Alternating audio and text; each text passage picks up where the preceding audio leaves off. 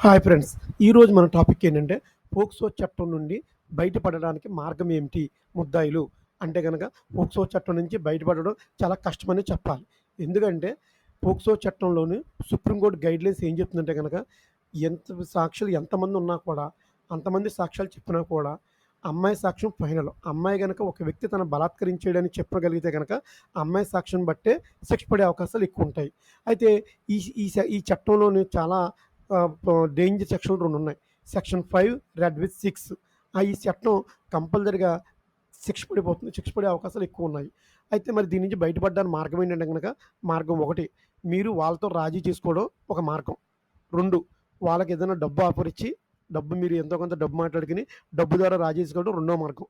3 ఒక లాయర్‌ని పెట్టుకొని వాదించుకోవడం.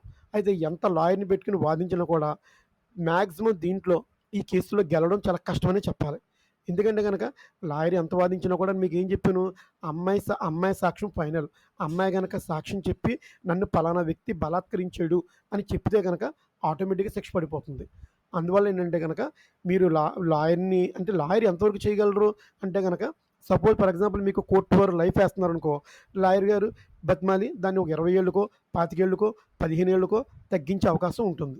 అలా కాదు, ఒకవేళ లాయర్ శిక్ష 20 ఏళ్ళే పడిందనుకో, జడ్జి గారిని బతిమాలి ఒక 5 ఏళ్ళకో, 10 ఏళ్ళకో, 15 ఏళ్ళకో అడిగే అవకాశం ఉంటుంది తప్పించి, ఎంటైర్ శిక్షను మాత్రం తప్పించే అవకాశం చాలా తక్కువ అని చెప్పాలి. ఎందుకంటే గనక మీరు గనక అమ్మాయిని అంటే నేను వేరేలా అంటున్నాను అనుకోకండి. అమ్మాయిని గనక మీరు యూజ్ చేసుకున్నారు అని మీకు మీ మనస్సాక్షికి తెలుసు.